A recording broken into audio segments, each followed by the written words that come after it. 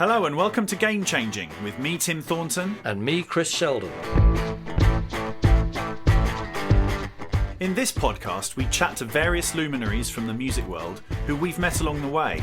About those key moments in their careers where the stars aligned and it all started to go right. The route to becoming a rock producer can sometimes be a familiar story. They get a menial job in a recording studio, they progress up the ladder until they're in charge. Billy Bush's journey is different. Now a trusted pair of hands behind successful albums by the Boxer Rebellion, The Naked and Famous, Grizfolk and the band I play for, Fink, Billy has forged his reputation by being the man who can get his head round the thorniest of logistical challenges in both the live and recorded world. A talent that attracted Billy's most enduring and probably most successful collaborators, Butch Vig and Garbage. Hey, Billy gets on so well with Garbage, he even married one of them. Anyway, eager to find out what makes Billy tick, Chris and I boarded a plane and flew to Los Angeles. I'm joking, of course. We spoke to Billy via the magic of the internet. Hope you enjoy the chat. What I was thinking was that there's two big differences between you and the other producers that we've spoken to. And the first one, which will sort of neatly go to a little potted history of your career, is that you started in the live music world. Am I right? Rather than the recorded music world. Yeah, I mean, I originally started as a musician, and then as a, the more professional side of things started as touring as a guitar tech was my first sort of foray into like getting paid to do something musically. And who was that, the first band you toured with? The first band I toured with was a band called Danger Danger, which was a late 80s hair metal band out of Long Island, New York. Okay. Excellent. I don't recall their oeuvre. You would if you really dug into the 80s, because they were called Danger Danger. The record was called Danger Danger. Nice. And the big hit was called Bang Bang. Okay. Nice. Okay. And I know that Hole was a band of yours at one point. Is that right? Yeah, I toured with them as well. So, Okay. Long story short, when I was studying music in Denton, Texas, at the University of North Texas, I met a guitar player named Andy Timmons, who's a great, amazing, all-around, just shredding guitar player. And he had gotten a job with playing guitar for Danger Danger. So when they went on tour, he was like, dude, if you want to make some money, come on tour. So I toured with them, and we toured all over for about a year or so. And then that segued into a bunch of other bands just from, you know how it is when you tour. It's like you see people and then somebody goes like, oh shit, that guy's actually really good at what he does. We should hire him, So like I would always end up getting hired by the headliner. Like whatever band I was working with, I would end up getting hired by the headliner on the next tour. Oh, sweet. Because it would see how I was working. So it'd be like I constantly quickly moved up. And I just got known to be able to deal with really complicated and difficult situations. So I toured with Suicidal Tendencies for quite a few years, dealing with the kind of madness that was that sort of scene. And they had the same management company as Hole. So when Hole was starting to kind of blow up and things were getting wildly out of control with them, they called me going like, do you think you can come wrangle this, bizarreness? And I was like, yeah, sure. Right. So I started touring with Hole and toured with them for about a year or so.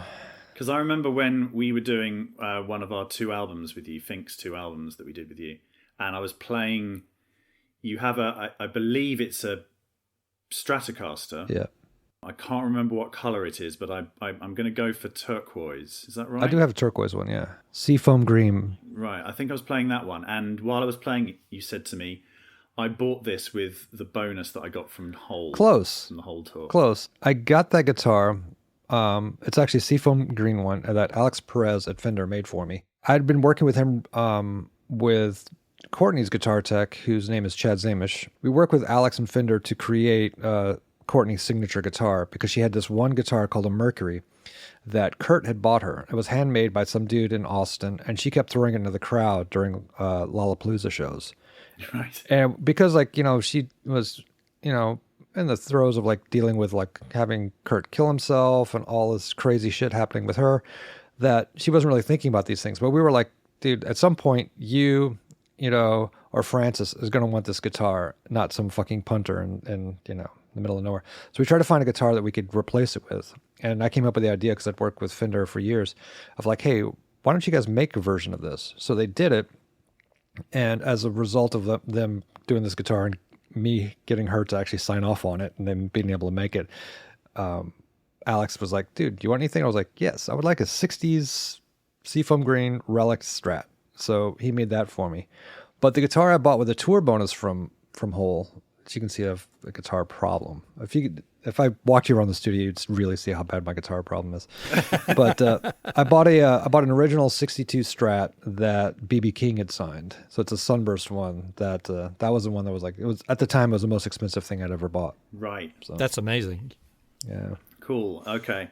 So, and the other name I remember, and I mentioned this to Chris the other day, but we couldn't find any evidence for it online, is Metallica. Did you work with them as well? Metallica. So my Metallica story is interesting in that as I was telling you before, like whenever we would tour with somebody, or whenever I would tour somebody, like all of a sudden I'd get a call from the headliner. Like, so Suicidal supported Metallica on a bunch of like stadium tours. Same management company, and they loved the Metallica guys because Metallica guys are really, or the Suicidal guys are really fun to hang out with. And the Metallica guys at the time were really fun to hang out with too, if you know what I mean. So we spent like a good 18 months just constantly just hanging out with the Metallica people. And then I got a call going, hey, Kurt wants you to be his guitar tech. We fly out to San Francisco to meet Kurt and see how things fit. And I was like, cool. So I flew out there, they hung out with him for a couple of days. And then I got a call going, cool, you want to be Kirk's guitar tech? And I was like, sure. And at the time I was on tour with Garbage. And the Garbage tour was supposed to only be 6 weeks. And so this was getting to the end of the 6 weeks tour, and then they got word that it was getting extended.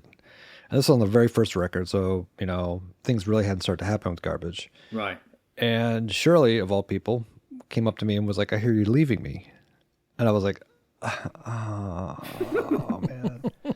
And she was like, please don't leave. And I was like, oh, fuck, okay.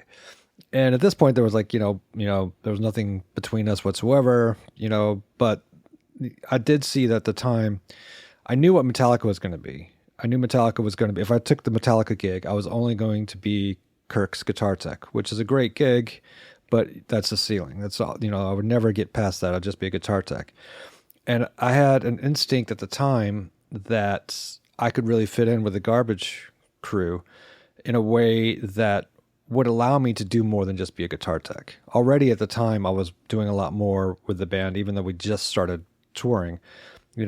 I could tell like they really needed what I could bring to the table technically when it came to like synths and programming and figuring out how to deal with some of the technology that they were wanting to use on tour. And it was right around the time when Sound Tools became Pro Tools. And Butch was really into the idea of exploring digital recording somehow, and so like all these things kind of, came together at a point that made me go like, I think I'm going to bet on this small indie bands from Wisconsin because I feel like there's something like it's going somewhere that's a lot more interesting than I know what my life is going to be if I go here. I'll end up moving to fucking San Francisco and it would be a great gig. And, coincidentally, the guitar tech from Hole, Chad I was talking about is James's guitar tech and has been for, right. I don't know, 12 years or something. And it's a great gig, but it's not what I wanted to do because I didn't want to spend the rest of my life just, working on guitars and dealing with all that kind of stuff. So I was like, I wanted to explore being in the studio. And, I got the sense that I would get that opportunity if I stayed in the Garbage camp. Yeah, yeah. So it's like it's that thing, I suppose, Chris, when we talked to Flood, he was once saying he could see a certain path. Well, that's right. Down the production path because he got as far as he could with engineering, and he was like, "Do I want to be an engineer for the rest of my life?" Yeah. Well, that's what he said. It was either carry on being an engineer with U2 or producing. Who was it? Erasure. That's right. As he said, it's like you could be the greatest engineer, but you'll just be the engineer. So, which is fine, and there's nothing wrong with that. But totally, he wanted to move on to production. That's exactly kind of how I felt. I was like, I don't want to do this for the rest of my life. Although I love touring and I love, the process of making a live show happen. But I knew at the time, like, I really loved the creation of music. Just going back to being a musician Right. at the very, very beginning, it's like, I like making music and I like the process of it. And I like all the process of, from trying to figure out how to make something sound interesting to figuring out how to make a song work, how to connect to people, how to get performances out of people. Every element of record making, I really love. But I also love like the process of seeing what happens when it comes out, on tour. So at that time, obviously, when Garbage were, because I'm trying to remember back then, and Butch had already sort of made a name for himself as a producer by that point, hasn't he? Pumpkins had come out and Nirvana had happened and all that stuff. Yeah, so he'd actually done a whole bunch of records before the whole sort of chaos of Nevermind. Yeah. And then once the Pumpkins records took off and once Nevermind took off, he, being a drummer and being a musician himself and a songwriter, like he wanted to take some time off and make some music himself. He had gotten sort of burnt out on the process of making records with other people. So it started as just like a side project, sort of like something fun for him and his buddies to do.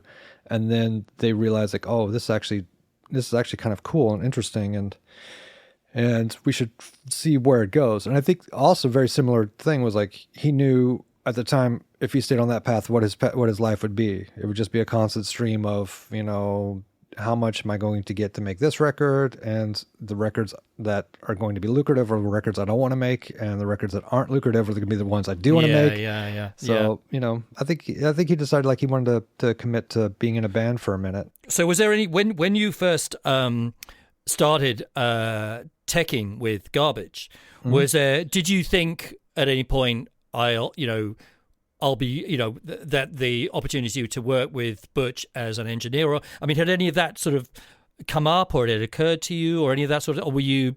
Well, it occurred to me because I saw gaps in their skill sets that I knew I could fill. And because I'd been a part of enough sort of bands starting to take off and realizing like, in order to keep the momentum going, you have to keep pushing more and more and more. It's sort of exponentially how much effort, work, things that happen. Like, it doesn't organically happen and keep going like this. That's why so many bands like, oh, we have this great first record, and then it drops off. Right. So I knew that they'd all been around the block enough. Shirley was in her third band. The dudes in the band were in their third band. They'd all been around the block, multiple labels. They'd seen this sort of stuff before, and they knew what it was going to take to get the second record to be as impactful as the first record. And I knew that in order for them to do that, they were going to have to step up their game in ways that, I don't think even they were aware of at the time. Right. But I knew that my skill set of being able to, get great guitar sounds, come up with new sounds, understand the technology that was coming in like super quick. Like, samplers were changing. Like the first record was done all on analog tape and S1000s. And it was super frustrating for Butch. And then I knew that when we got into the world of digital recording, that was going to open up the possibilities for what he wanted to do and what the rest of the band wanted to do in ways that even they couldn't really fathom at the time. But I could see it, I could see like where, oh, okay, you want to, it's sort of like watching somebody, work on a sculpture and realizing, oh, okay, actually, these are the tools you need. I need to put these tools in your hand, and then you'll understand how to finish what it is that you're trying to accomplish. Like I could see what they were trying to do, and understand what we needed to do to be able to facilitate that in a creative and interesting way. So, it even started back when we were on tour and everybody first got their first laptops, and like not really understanding how to get online back in those days, like, in the AOL sort of dial-up days. And I would be the guy that they would always call going like, I can't get this to work. And I would always solve it. And then so on the tail end of the Garbage tour, the first Garbage tour, Butch, took me aside and was like, hey, I want you, because you understand all this stuff, to go research what all the sort of digital recording systems are and figure out which one's the best one. Go buy it. I don't care what it costs. Figure out how to use it, and then bring it to Smart and show us how to use it. I was like, wow, okay, that sounds like right up my alley. Did you go for Sound Tools? Well, that was at the point when I had heard that Sound Tools had switched over to Pro Tools. And coincidentally, I had reached out. I can't remember how I actually got a hold of somebody, but I got a hold of somebody at Digidesign at the time who was a huge fan. And they were like, come out to San Francisco. Let me show you what we're working on. It's not quite done yet, but I think it will serve what you're trying to accomplish. And so it was like the first iteration of, Pro Tools as we know it. It still was new bus chassis and all that sort of old school sort of version, but it had translated into a version that seemed like, okay, this doesn't seem so kludgy and difficult to use that it will put people off, So I was like, this looks like this could actually be something that we could creatively use.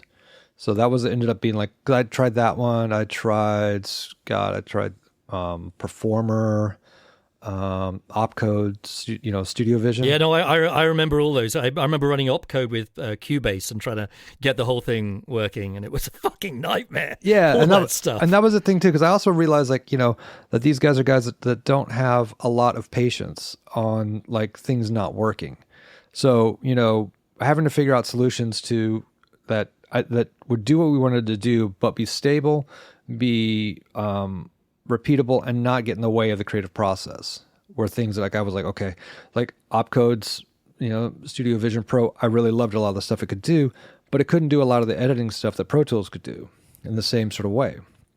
But the way the MIDI was great in it. So at one point, like I had that going, slave to a Pro Tools machine, slave to two, 24-track machines, and oh my god, man. There was that kind of crossover period, and it totally. was, oh man, it was so difficult. It was a nightmare, and you never knew why it would not work. Yeah. Like one moment you'd be like, "Oh, it's working great, flawlessly," and nothing would change, and then the next thing you know, like, why is everything out of sync again?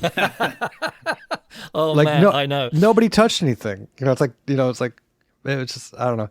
It got to a point where when I finally got so frustrated with the microlinks that I literally took it, ripped it out of the machine room, drug it outside to the deck, and then threw it off our balcony into the street, so it exploded in the street.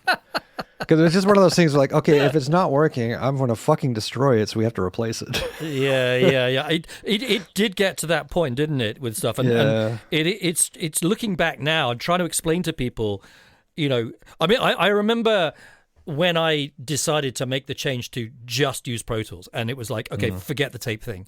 And it was just like nirvana. It was heaven, just suddenly, all right, yeah, I'm dealing with it. It's great. Yeah. I mean, that was the thing too. Like, I was always trying to figure out like what the best version of things were. And, for us, like tape was always a bit of a sacrifice. Cause like, I know a lot of people really romanticize the sound of tape, and it does a thing.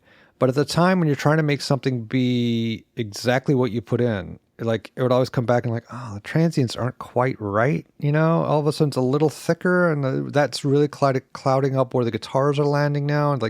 And so we had all these things. And then at the same time, when Pro Tools started to become more stable and usable as a multi-track sort of device and recording mechanism, like I would get tape in and be like, oh, this tape is fucking terrible. It's like, it's shedding all over the place, and it doesn't sound particularly great. It's like, it's fucking like the formulations of it all started to really kind of like go downhill. Do you know what's really funny, Billy, as well, is that people who actually did work on tape, like yourself and like me, and and half the people that have been in the podcast, are the ones that if anybody says, so hey, would you want to go back? I'm like, no, fuck no, I want to do that. And yet all the young engineers are like, God, it must have been great. I'm like, you have no idea. What you don't realize, it was all we had. That's why we worked on it. And as soon as we could not work on it, it was good times. Yeah, it's like everything we did was to try to mitigate what was the downside of using it. So it's like, oh fuck, yeah, like the idea of like I still get bands that go like, hey, can we track the tape? I'm like, you're not good enough to track the tape.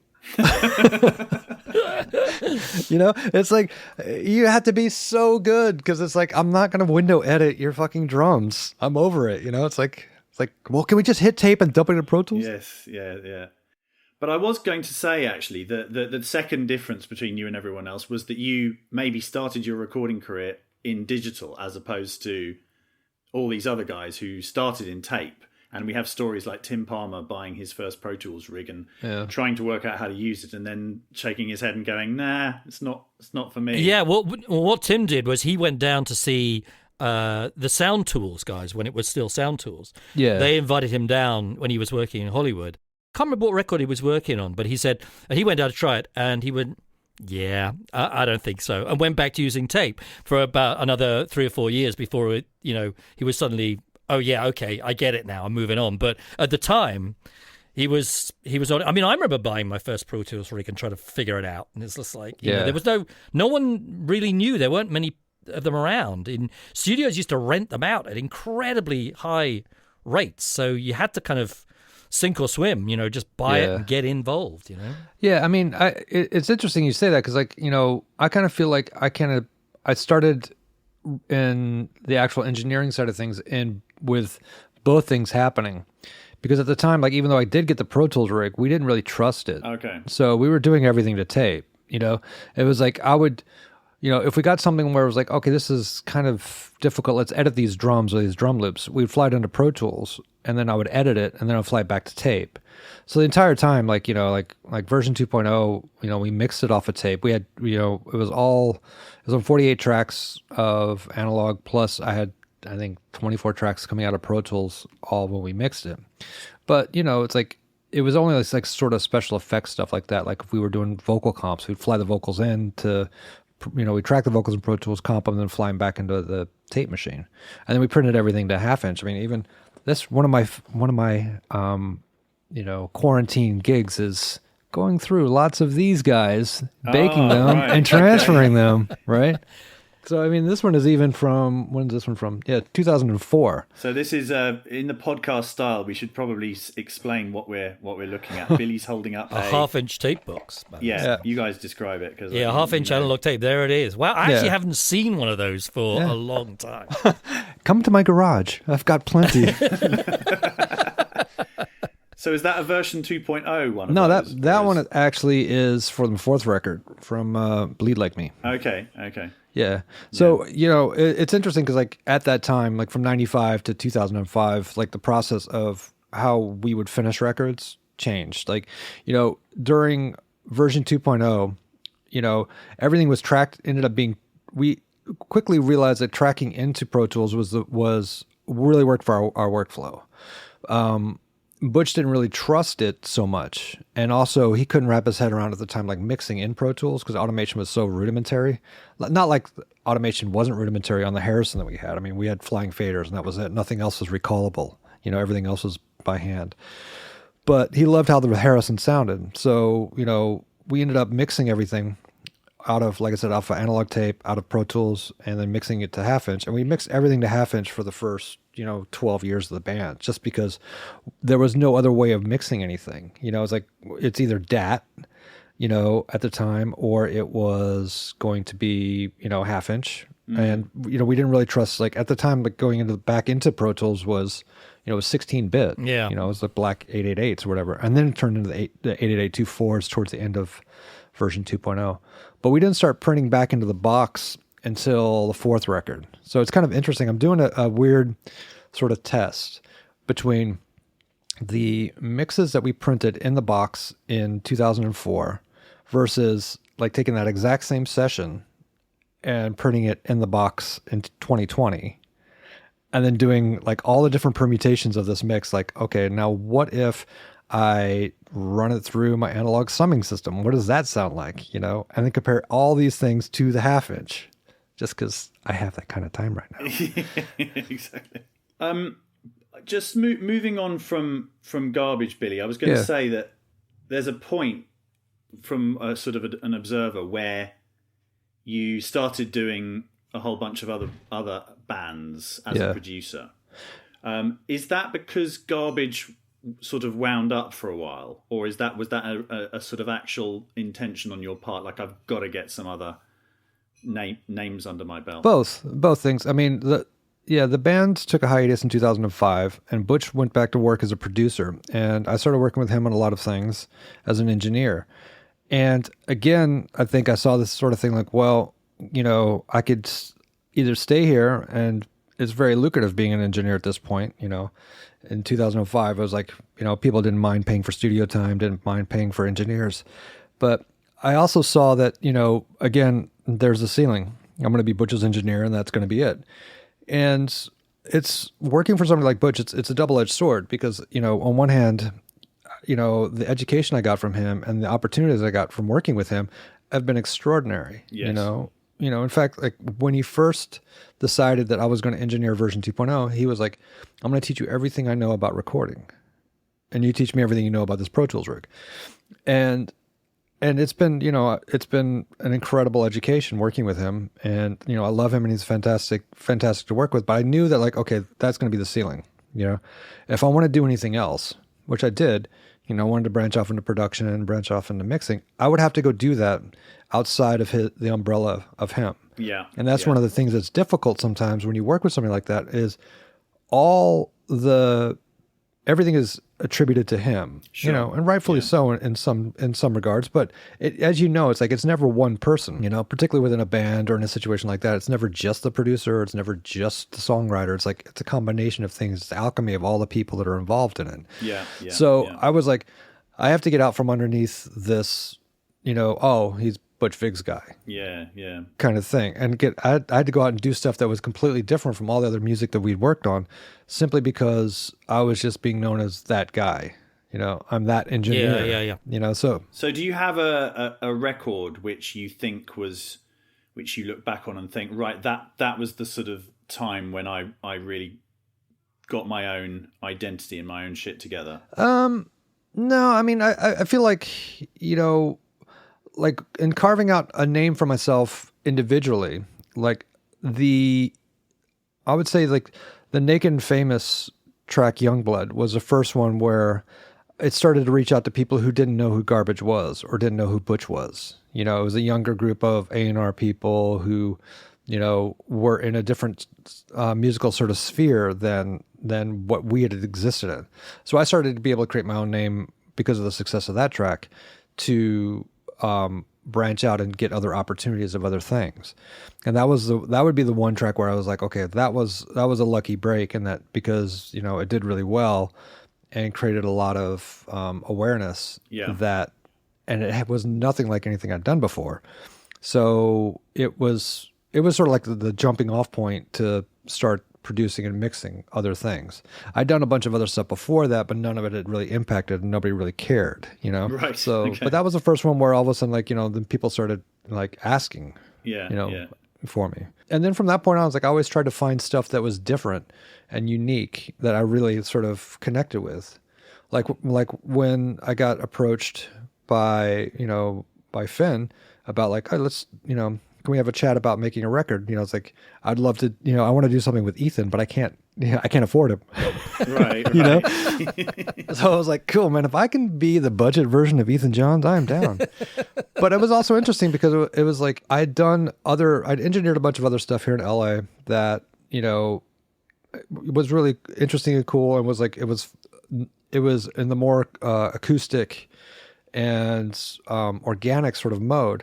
And I liked where Fink was going in, still being very organic and real, but bringing in other elements of things. And I was like, okay, so this is really interesting and really fascinating. And, those records are another pair of records which, created an awareness that I'm not just, the indie rock guy or the alternative rock guy or the 90s guitar dude or whatever. Yeah, definitely. I've also picked up on Grizz Folk. Yeah.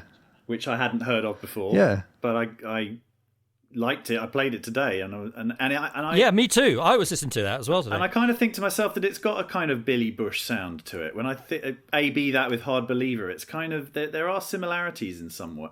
Yeah, I mean that was another case where that band's a real unique group of guys. Like there's three real sort of rootsy Americana dudes in it, and then there's two Swedes who are very much the Max Martin sort of like electronic, modern production sort of thing. Yeah. They're all super, super talented dudes, super sweet dudes. And that record was one where I got called in to help finish it because they were really struggling with the direction. They were on a major label. They were on Virgin here in the States. And they were Ron Fair's sort of like, he wanted to make them Maroon 5. And they had no interest whatsoever in being Maroon 5. Sure. You know, no disrespect to Maroon 5, but it's, you know, they wanted to be themselves. And he was all about, like, he wanted to be super pristine. He wanted Chris Lord-Alge to mix it. And they spent a fucking shitload of money on this. And then the band was just like, we don't like it.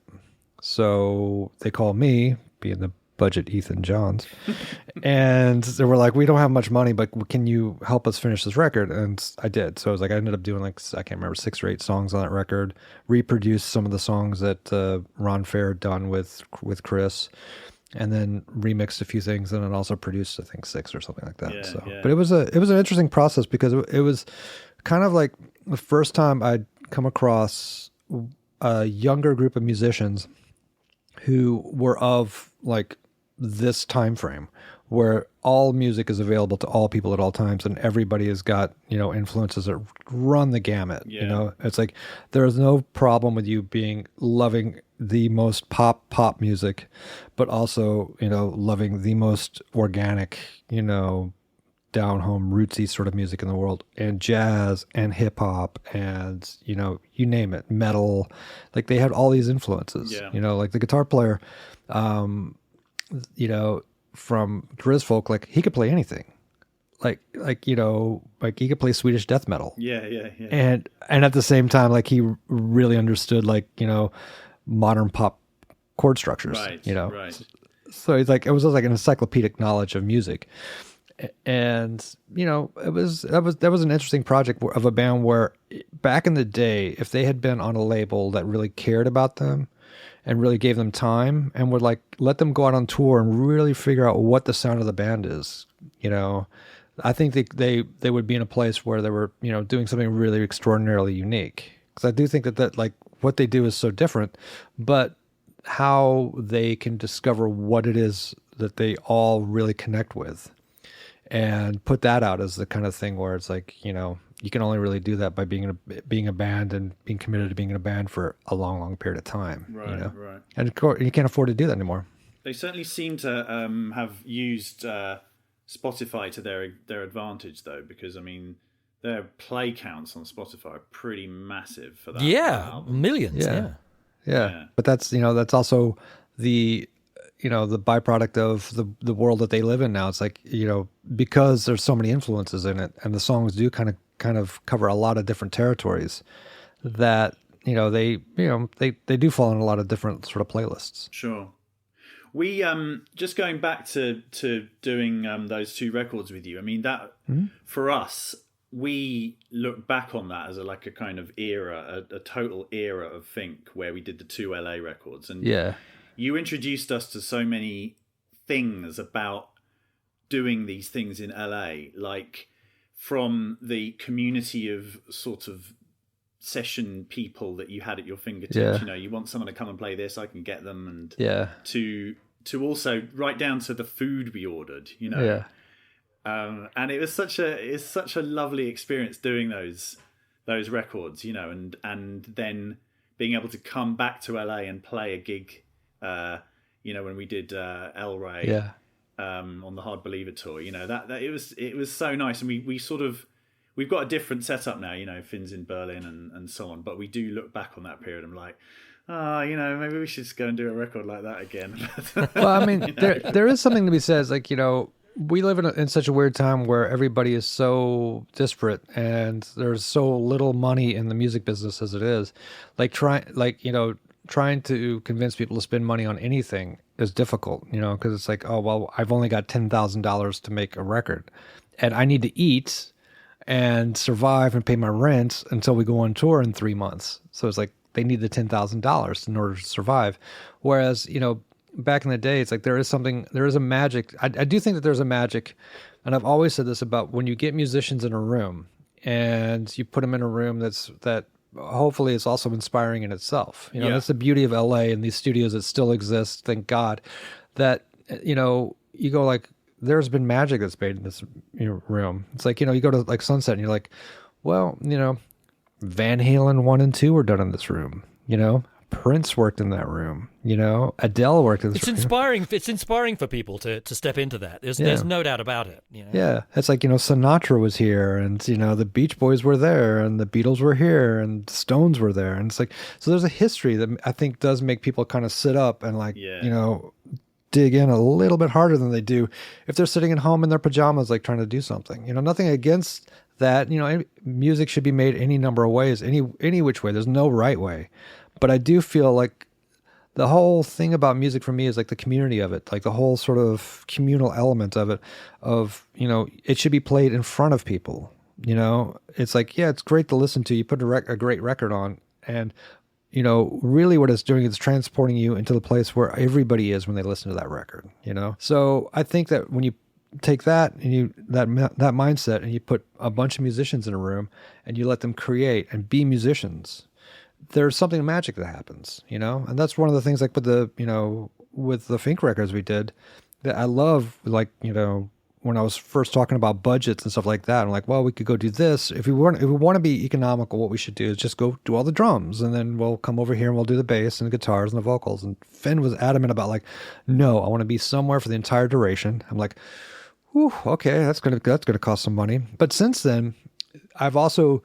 really, really pushed to always, whenever I do work with a band, to have everybody there all the time and not track it like so it's just drums. Yeah. So the drummer gets beat to hell for, the first week, and then he doesn't have fuck all to do for the rest of it. And then we talked about that before, I think, and Tim and I have talked about this. When I've been producing bands myself, I try to do that always. It's like I'll do maybe 2 or 3 tracks with the drums, and then we'll do some bass and guitars and what have you on them, and then we'll go back and do some more drums. The idea to me now of doing like 12 tracks of drums and then 12 tracks of bass, it's so boring for everybody, and then once the drummer's done his 12 tracks, he's like, well, now what do I do, and it's horrible. I love the idea of just working on the tracks, 2 or 3 at a time, and then and also if something's not happening, and you know what it's like, sometimes the singer's not feeling it or the guitar player's not feeling it. It's like, all right, well, let's do some more drums. Let's do something else. It gives you that option. But that's the luxury of all being in one place for a that's right. time, though, isn't it? And that was amazing as well. Getting out of your hometown, going to one place. Right, we're going to be here for 2 weeks or 3, and you can work really quickly. I mean, people, Billy, when we say to people that we did Hard Believer in 17 days, I think it was. Yeah.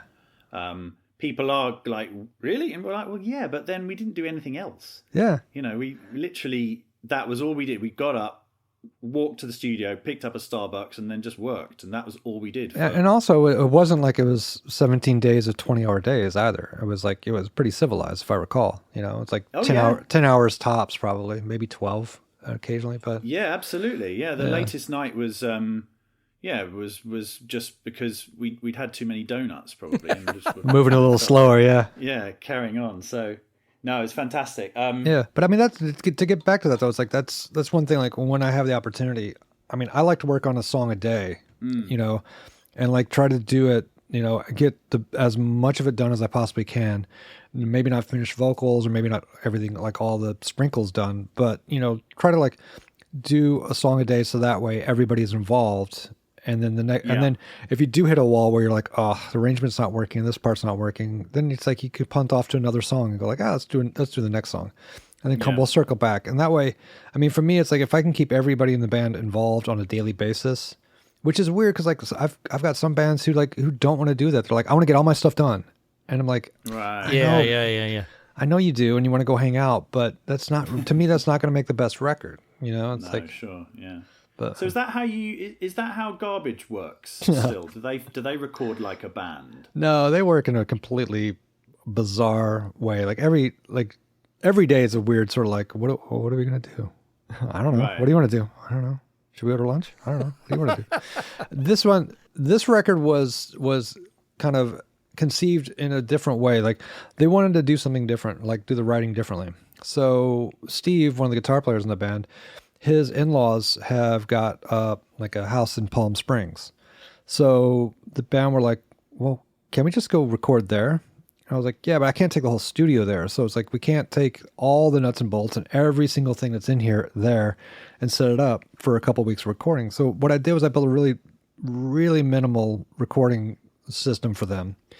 And we just set it up in this big like living room in this house. You know, it's on a golf course. It's got a pool. It's gorgeous. And it was like, you know, and they would just kind of sit around and just start jamming, which they don't do. They don't really jam. Like most of the times things would come from like, oh, I've got this loop idea or this chord progression idea.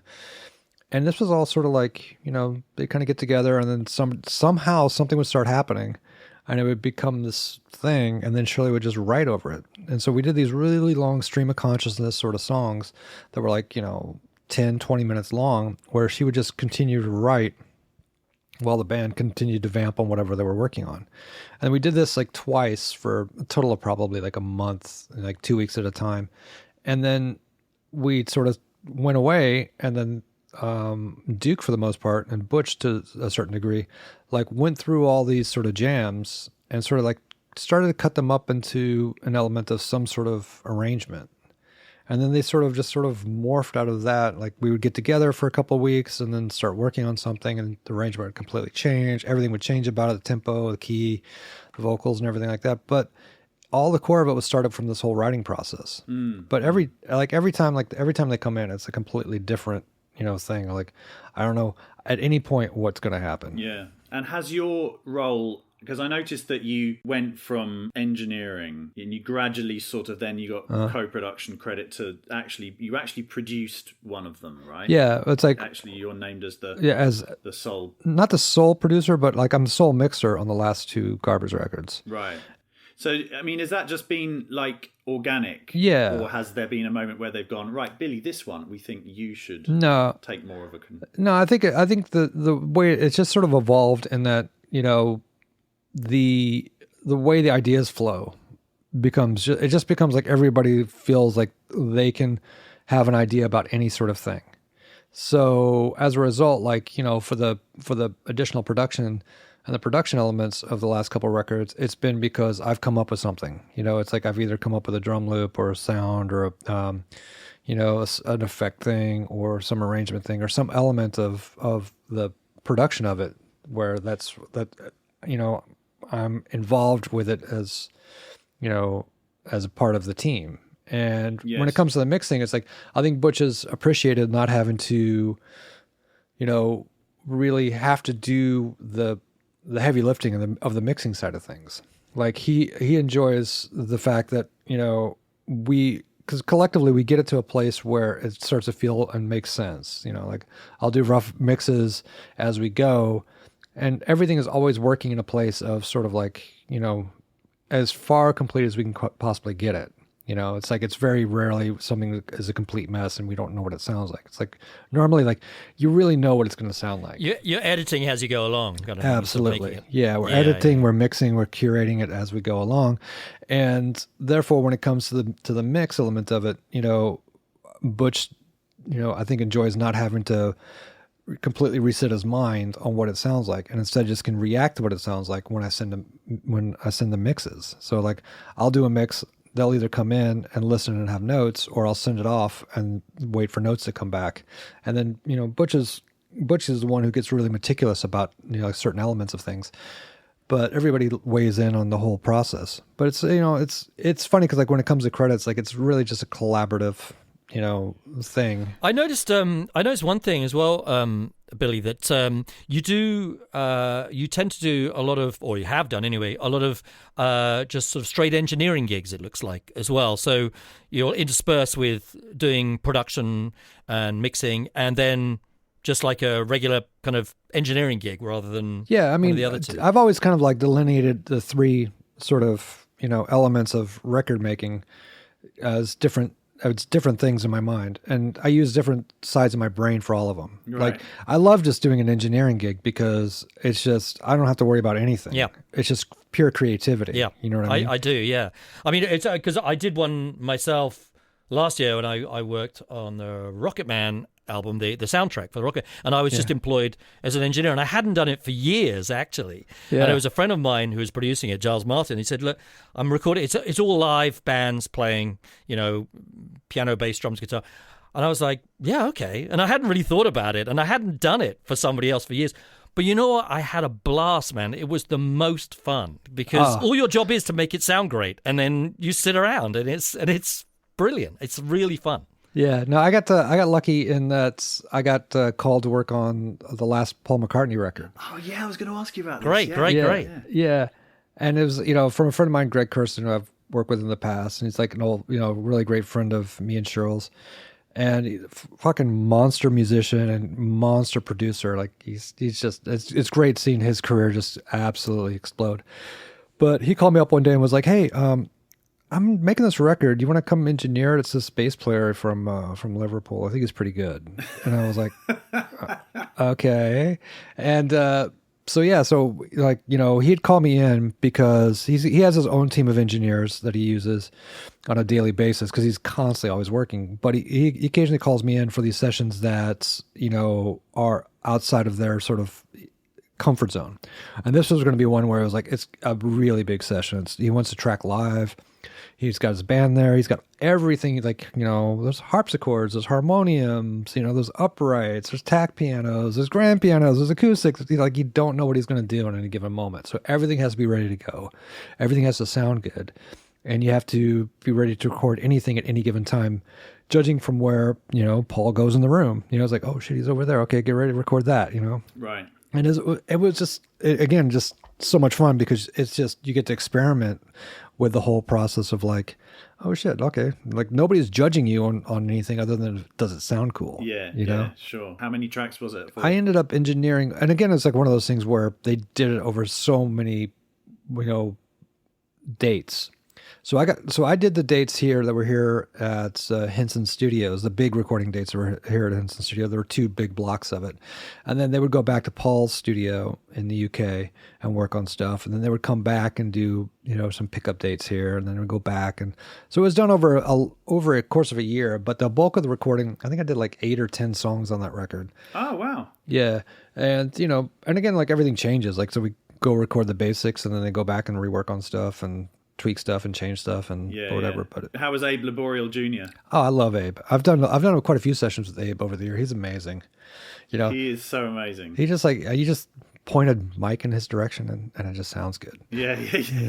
Doesn't matter what the mic is. Just He's amazing live as well. We went to see Paul McCartney play in Liverpool a couple of Christmases ago. Yeah. And it was fantastic. But Abe Laboriel, he's so amazing to watch live because he's always doing. Even when he's not drumming, he's like doing something. He's singing or playing percussion or just even dancing. And and again, like everybody in his band too they're just super lovely people, Yeah. Well, they've been together a while now. This must be the longest running band he's ever had. It is, yeah. He was saying that during the time. He was like, "Yeah, my band's been together longer than the Beatles." Sure. Wow, that's cool. That's really good. Yeah. Worked with. And was he all right himself? Did you get amazing a good impression from him? Yeah, Shirley was like, man, you're just like love struck with him. And now he's amazing. Aside from the fact you don't get a chance to work with people like that very often, but he's just an amazing cat. Like his energy is amazing. At the time he was 72 and he would only work from 12 till 6. Like he would show up bang on the dot at 12 o'clock and roll out at 6. And it was amazing how much shit we got accomplished in those 6 hours.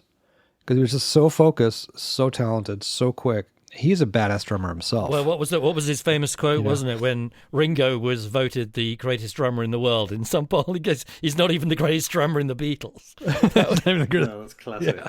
Awesome. Oh, man. Well, that's great. Well, that's amazing. What a cool thing. I was listening to some outtakes from the Abbey Road album where they're doing the Ballad of John and Yoko, and it's just Paul playing drums. On the stuff, and he's a great drummer, man. He really fantastic. Yeah, I was like, is there anything this guy can't do? He was playing congas, and I was like, fucking hell. Chris, you should say why you're being a bit modest about why you were listening to the Abbey Road. Well, all it was just we were just mixing the outtakes, and it was just, Giles rang me up and just said, look, just mix the outtakes. But the reason we were doing it was because for the B-side stuff, but it was the we wanted to keep as much of the chat that there was happening between the takes. That was the point. And so cool. so there was loads of stuff. So listening to the four of them talking on the floor of Abbey Road 2 or whatever it was. Yeah. And it was 50 years ago. That's what's incredible. And they sound so youthful. And, and they're chatting amongst themselves going, I don't know, what's, and Paul's going, well, what are you saying there? And they're talking about Come Together, I think it is. And right. John's going, well, it is what it is, man. Sort of fuck off. I like it. And he's like, all right, whatever. And whatever. And occasionally you hear him go, what do you think, George? And they'll be like, I think it's great, lads, sort of thing. It's so fantastic to listen to. It was a real... that's amazing. Actually. That says everything about like where you want to be, at that point in your life. It's like, for me, watching Paul play bass at 72 years old and watching the enthusiasm of which he attacked it, like standing up, playing it like he's a 19-year-old, with as much love as this is my first recording date ever. I'm fucking so excited. And I'm like, he's made more records than I will ever make. He's still into it. And he's got this much enthusiasm. He's got this much excitement about it, and I'm like, that is a place to be. If you're going to be making music, to have that kind of love and enthusiasm for something is fucking incredible. Yeah. Guys, I was going to say, should we do the level 42 question and then wrap up? Sure. We haven't really followed the pattern as usual, Billy. We've just chatted, which is great. But no, it's been awesome. But we do have this silly question that we ask people. Sure. Which is. Do you know much about Level 42, the band? Not much. Okay. Well, the reason why we mentioned them is because in the early 80s, they were a kind of touring jazz funk band. They were doing okay. And they got to a certain point where I think they were playing, nice theatre tours and so on. And they said to each other, right, lads, if this is going to continue, we've got to hit pay dirt. So we've got to deliberately write some hit singles. So we've got to go out with the express intention from the writing process to the production process. Everything is going to be geared towards having some whopping great smashes. And they did that and they succeeded. And then they went up to arena level and it all went really well. And so the level 42 question is, do you believe, I know it worked for them, but do you believe in such an approach? Well, I think the thing is that it kind of depends on whether it's really honest from the person who's, making it.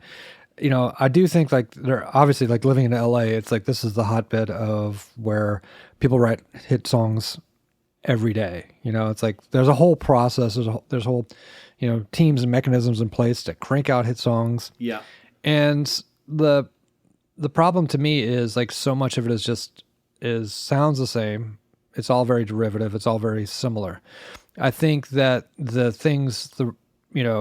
getting a song that fits into those playlists isn't as difficult as it used to be. But it's not necessarily going to create a career. Like Level 42, by doing that, they ended up creating a career. They may have been, their albatross may be these songs which maybe they don't like so much. Yes. And if you look at the history of, a number of different artists over the years, a lot of them have done that, had a song where it's like, fuck, I really don't want to have to do this song, but it's my hit. Yeah. But, I think that to me, for most musicians to go out there and try to create a hit inherently creates a mindset of I need to be derivative of what's happening now. And the problem is by the time it's done and comes out, now it's going to be old and it's derivative and it's not honest and it's not truthful anymore. So you run the risk of that when you're in that sort of mindset of I need to create a hit. I think the way to approach it is to go, is what I'm saying universal? How do I make what I want to say connect to as many people as humanly possible? And that's, I think, where you can actually maybe end up with a hit that's really honest and truthful.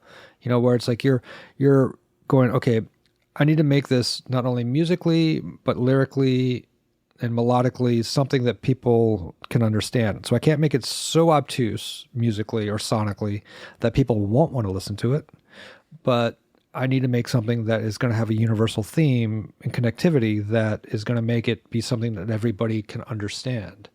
And a lot of times people dumb down when they do that. But if you don't dumb down, I think you have the opportunity to create something of incredible worth and meaning, But again, to me also, like I say this to everybody I work with, like, well, what the fuck is a hit? Sure. Yeah. It's like, when you're telling me it's like you need to have a hit, what does that mean? Oh, it needs to get played on the radio. Well, what radio? Yeah, true. It's like look at what hip hop does. Like hip hop can be wildly abstract, completely out there. Like look at Kendrick Lamar's records. It's like his records are extremely musically deep and don't necessarily have hooks, so they don't fall into the idea of like a hit song, but yet he's fucking streamed like crazy, Yeah.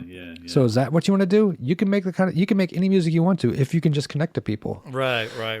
So, but yeah, so I think like, the idea of like sitting down to write hit songs in this day and age, I don't think exists because I think there's just too much shit out there of people doing the same exact shit that is, inherently kind of boring and inherently sort of like fast food. It's like, it's like this pop singer singing these songs about going out and having fun and how hot my friends are and, and just rinse and repeat.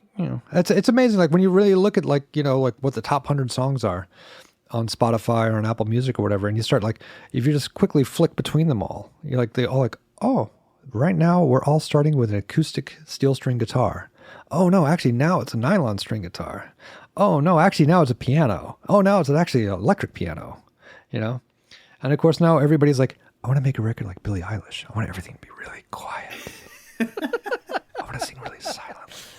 But that's not honest to who you are. I was talking about that with somebody the other day because her brother, who won a Grammy for the production of the record, and that's fine, and that's it's the record is cool and everything, but there was this whole thing about it's so great, and they made it in his bedroom. And I was thinking, so is the next step then that people are going to say, right, I want to work with so-and-so, but we've got to work in his bedroom. It's just like, it's super important that if we're going to make a record like Billie Eilish, we have to do it in a bedroom. It's we have to buy that house. Yeah. Work in Do you know what I mean? bedroom. It's just like, well, what kind of bed did he have? Okay, let's get that, Actually, you know what? I found out the Bed Bath & Beyond duvet is the secret. Yeah, not the one from exactly. Target, Bed Bath & Beyond. And it has to be a certain, And that's the thing is like, I think that he's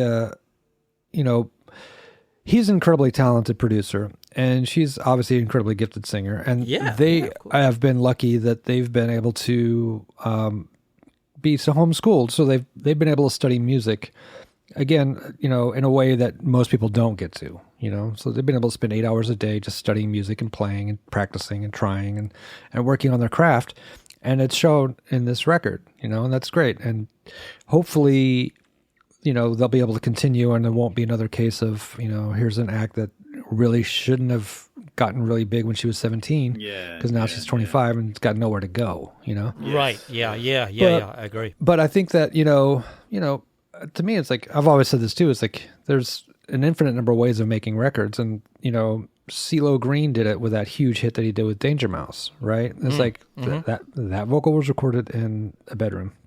The Naked and Famous track, Youngblood, was recorded in a bedroom, It's like, it's fine. You can record anything anywhere and make it sound cool, make it sound interesting if it's honest. And that's the thing about the record. It's like, it's honest and it's like, it feels, you understand where she's coming from. So that's where to me where the hit comes from. It's like, it's like, are you able to say something in a way that everybody in the world is going to be like, oh yeah, you're speaking to me. Yeah. She seems to have her head screwed on anyway, because she, right down to the things she said about her appearance and so on as well. They seem to come from quite a kind of sensible and also quite nicely stubborn place as well. Yeah. When she says things like, well, I don't want to get judged on my appearance. Yeah. So I'm going to wear this and it doesn't matter. Yeah. I think, I hope, it's always difficult though. It's like, I can't even imagine what it must be like to be 17 and be going through that kind of ride, or 18 now. So it's like, it was enough of a mind fuck for the people I was around who were in their 30s, right? Or 40s when massive success hit. Like when Shirley was 30 was when she was on the cover of like every magazine when you walk through the airport, Sure.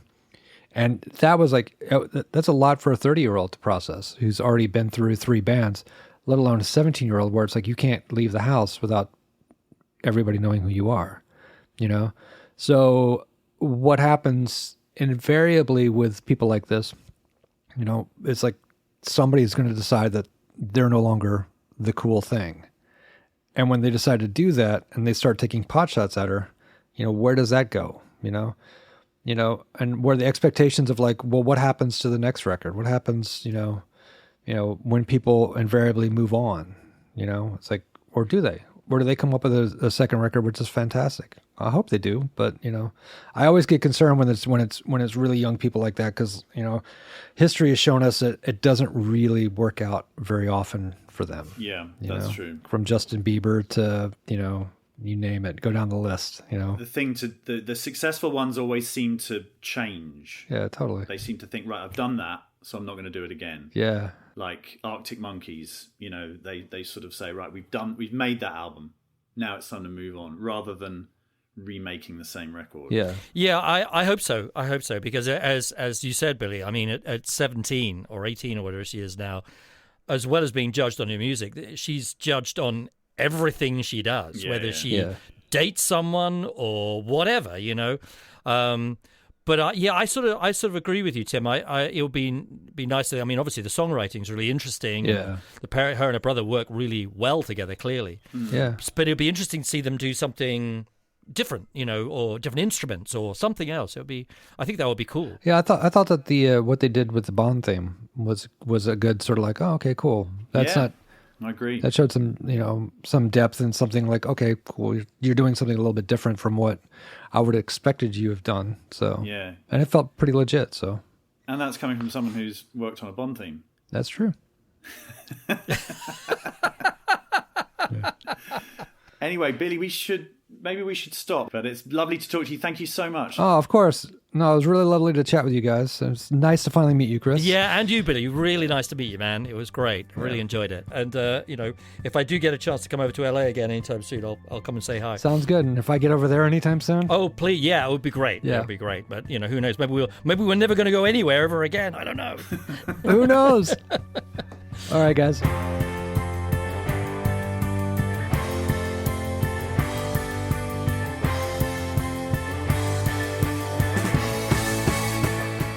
Billy Bush there. Hope you enjoyed that. How nice it was to speak to him again. I'd like to thank Billy for his time, and I hope you enjoyed that conversation. It was a bit strange doing it in isolation, but nonetheless, just really nice to see Billy again and believe for a few brief moments that we were both in Los Angeles. So we'll be back in a couple of weeks with another episode.